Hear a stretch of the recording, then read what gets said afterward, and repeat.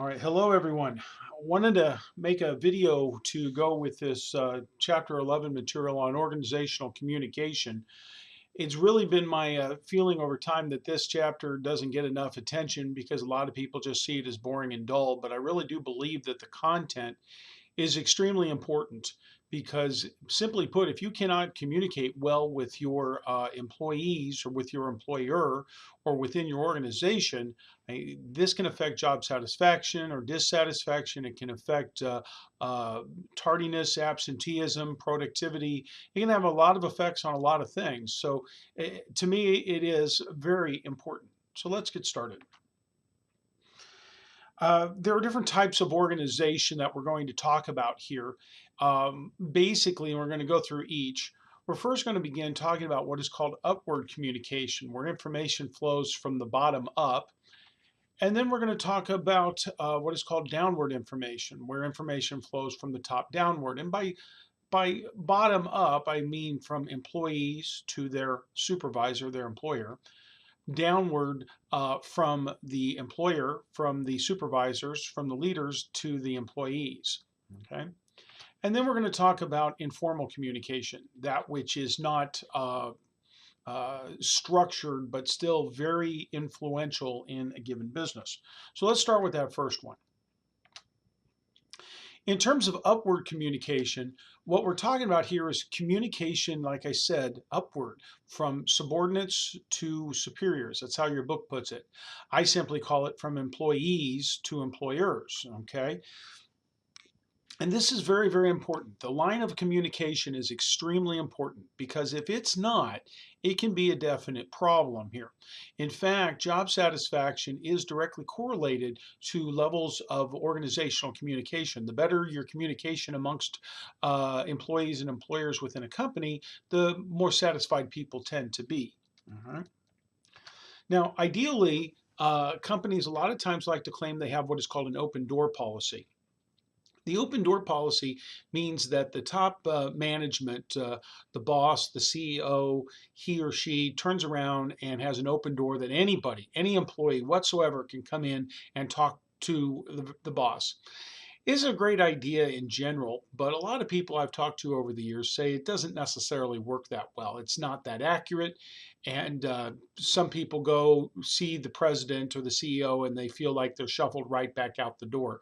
I've often heard open doors referred to as revolving doors because people come in and then they go right back out and they don't feel like they've accomplished much.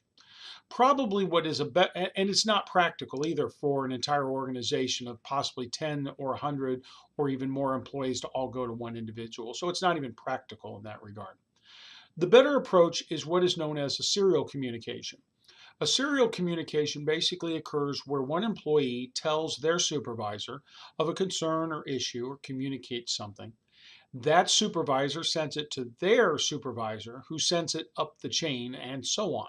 All right. That is the premise behind serial communication. And really, it's a good method, but it does have its problems. And I want to turn around and go over some of the problems of sending something up the line and then watching it come back down and so on. It's not to say that the open door policy is better, but everything has its strengths and weaknesses, and this is no different. Probably some of the biggest problems we see with a serial communication is what is called message distortion. And that is, it's like the old game of telling somebody something and then watching it get passed to the next person, who in turn passes it to the next person, and so on. There can be more and more distortion as you go along. Okay. This is no different when in trying to get information across to employees and things of that sort. There's also what we call the MUM effect, M-U-M. M-U-M stands for minimizing unpleasant messages. And what our studies often find is that people simply do not share unpleasant messages. You know, you can tell the supervisor, the boss, of something that's not going well, something that is needing to be fixed, or a complaint, but a lot of times they won't send it up the chain. They don't want to be the bringer of bad news. They don't want to turn around and say how bad things are going. They don't want to be in that position. So a lot of times it goes nowhere and communication is actually stifled. One of the things I've mentioned on a few occasions to employers is the idea that they turn around, especially top leadership, that they are willing and wanting to hear of issues and problems. Don't kill it on the way up. I want to know about it so that it can be fixed and addressed. And that doesn't guarantee that it will be sent up, but even then, people tend to soften it or make it less dangerous or a problem when that kind of stuff happens. And then finally, there is the proximity slash distance issue. The farther a message has to travel, and I'm not talking by electronic means, I'm not talking that. The farther it has to travel, all right, the more chance it will be distorted. If I tell something to a boss or a supervisor and he or she says, I'll pass that along, I'm going to see my boss here in a week or two, the chance that they're going to remember it because they've got to travel up to another town or to the home office means that the message may not be the same one that I've given them. Now, if it's sent electronically from location to location, that's not necessarily as much a problem because it can be sent immediately, received immediately, and hopefully a lot of times the point is made and well made in that regard. But these are some of the problems with serial communication. Some other forms of upward communication that we see include things such as attitudinal surveys. These are done a lot of times by HR departments or by a third-party consultant to find out the overall job satisfaction or lack thereof within a given organization. It has its promises, but if a company doesn't do anything with it, then the need to share such information in the future really tends to fall by the wayside. There are also what are called focus groups. They too may be done by supervisors or a human resource department or an outside group. Um, the more they are away from employees, the more open people will be. The idea behind focus groups is that you meet with a group of employees to get their suggestions and opinions on certain matters. It's not a bad idea, in fact, it can work very, very well, but it's got to be done anonymously so as to get honest input. Staring across the table at your boss a lot of times does not work well. People are not necessarily as honest about what needs to be done. Another time that we will sometimes see employees share things is when they're leaving a company. It's called an exit interview. HR departments sometimes interview people as they're leaving to ask them, why are they leaving? What did we do right? What did we not do right? And since employees are leaving, they sometimes share that information, which obviously can be a very, very good thing. The problem is that sometimes people exaggerate the severity of the problem, or even then, they don't completely give you information that is valuable. But once in a while, this isn't a bad approach to use, if nothing else. Suggestion boxes. I have actually seen suggestion boxes put in break rooms. I've seen suggestion boxes put near the time clock of a business. And the whole idea is if you have a question, you have an issue, you have a complaint or a recommendation, write it down and put it in the box. Typically, you can do it anonymously so people don't know who you are. Suggestion boxes are only helpful if management uses them. If management goes to the trouble of emptying the box and reviewing what's in it and then acting upon it. If the box just sits there stuffed full and no one checks it, you're wasting your time.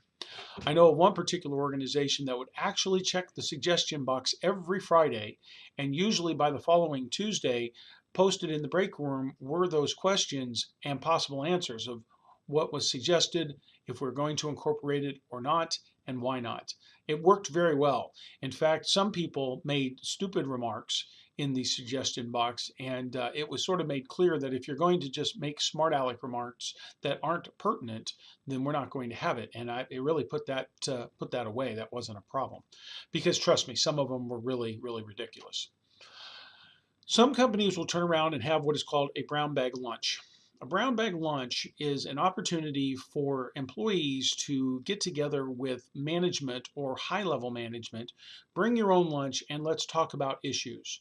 This can be an example of upward communication or an example of downward communication where you spend the lunch hour listening to the CEO or the president share with you anything going on within the business. It's helpful to a point, but a lot of times people aren't necessarily that forward when standing behind or sitting next to are standing before somebody of great importance within your organization, we tend not to want to share negative news, as mentioned before. And then finally, some companies, and this is usually very, very big companies, will have what's called an ombudsman, or what we would refer to as an ombudsperson. This individual turns around and is your go-to person. So if you have a complaint, a concern, you can take it to them, and he or she, they, in other words, will turn around and take it to the powers that be. They also will solve problems and resolve conflicts. Now, this can be a pricey thing. A company would have to pay someone to do this as a sole job, and a lot of companies don't have the revenue for that. Nevertheless, these are all examples of some of the upward forms of communication. In terms of what we would call downward communication, we're talking downward communication is communicating from your employer down to your employees. And usually what you're doing here is you're sharing information of different types, what you decide are important. It's really an excellent way of keeping employees apprised of certain events, certain policy changes, important dates coming up, personnel changes, and so on. All right. Some of the different types of means of keeping the employees in the know include bulletin boards. I've seen bulletin boards used by employees for non-work related things. If you have a car to sell or something like that, you post it on the bulletin board. If you have an opportunity to get together for a social event, you may post it on the bulletin board. A meeting that's optional, and stuff like that. Giveaways and so on and so forth. You put them up on the bulletin board for employees to share information, all right, amongst each other or coming down from above. It's very low cost, bulletin boards are, and if you put them in the break room, or if you put them in near the time clock, or even in the bathroom for that matter, they can get a lot of wide exposure. They really can. Okay, there is a new method to bulletin boards, and that is what is called the electronic bulletin board. You actually see this in some companies where they have a scrolling marquee in the break room that scrolls information. It takes a while to put together, and I have seen these things used. They really are nice, okay? But if you make the time and take the time to do it, it will be helpful. If you don't, it tends to lose its luster. There's also policy manuals. Policy manuals are the location for new and revised company policies. Quite often, companies will turn around and send down new policies, or revised policies, and everyone gets a copy who has a policy manual. And you take out the old page and you put in the new page. So if there's a change, for example, to your benefits, you may turn around and receive this via inter-office mail. You take out the old page, Chapter 9, page 63, and replace it with the following page instead. So that can happen sometimes. I've actually seen two different types of manuals. Some companies will come up with a policy manual, which is all the policy rules and changes. And then they'll come up with an employee manual, which is much more specific as to that particular job or that individual, what they're expected to do, how they're expected to do that, when they're supposed to show up, where they parked, and so on and so forth. So sometimes I've actually seen two different manuals, which is a good thing. Companies will also have what's called a newsletter. A newsletter is very simple. It's a good way of sharing positive information. I know that both of our hospitals here in Springfield have newsletters. They share things such as work anniversaries. They share things such as the birthdays for a given month. They will turn around and share information and dates about social events that have happened. Say a company picnic that has happened with pictures and that, or maybe an upcoming event and things like that. And then finally, the last thing that we see sometimes is what is called the intranet, not the internet, but the intranet. The intranet is usually a website designed strictly for the internal use of employees at a given company. Within this intranet, you can include a lot of things that are strictly relevant to you and your business, such as that handbook, like I said, the employee handbook. You might have a page or a link for frequently asked questions. You might have a page or a link for benefits. OTC uses an intranet setup, and we can go to a page to look at our personal benefits as far as health insurance and things like that, vacation days and so on and so forth. You might even put up there a link for job postings, maybe even the calendar of events for upcoming dates and things like that. These are all examples of downward communication. And then finally, the very last thing I want to talk about is what is known as informal communication. And usually when we think of informal communication, we're thinking of that infamous thing known as the grapevine, information traveling along the grapevine. The grapevine is without a doubt the fastest moving means of getting communication throughout an organization. Some have considered it the least accurate, and yet more recent research says that the accuracy can be questionable, not automatically terrible, and is definitely something worth remembering. There are different types of grapevines, and I want to share some of these with you real quick if I can.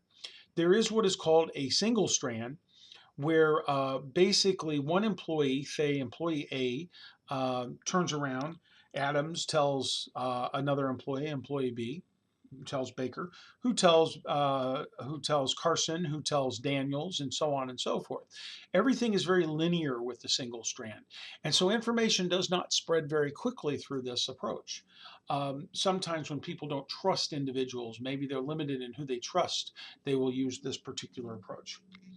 There is also what is called the probability grapevine, which means that information a lot of times is distributed to a select number of people, a select group, and then they pass it on. Maybe you send it to this group or you send it to that group, but you bypass certain people. And so certain people don't necessarily get the information. Only people within a particular group get the information. It doesn't necessarily go to everyone. You also will see what is called a cluster grapevine. Here, information is passed along to a select few. All right, send it to one person, you send it to another, send it to another, who in turn pass it along to just a select few. In so doing, the information can get out, but it can be very slow, especially, or not at all, especially on if someone is part of that select few or not. Grapevine information is definitely different from gossip. Gossip is usually related to individuals. It is usually very inaccurate. And this is where just one person tells as many people as they possibly can. So I want you to know all three types here and the concept of gossip as well. All right. So that's what I've got for now. Hope that is helpful. We will have a quiz on this shortly and go ahead and bring this all together. So thanks a bunch, folks.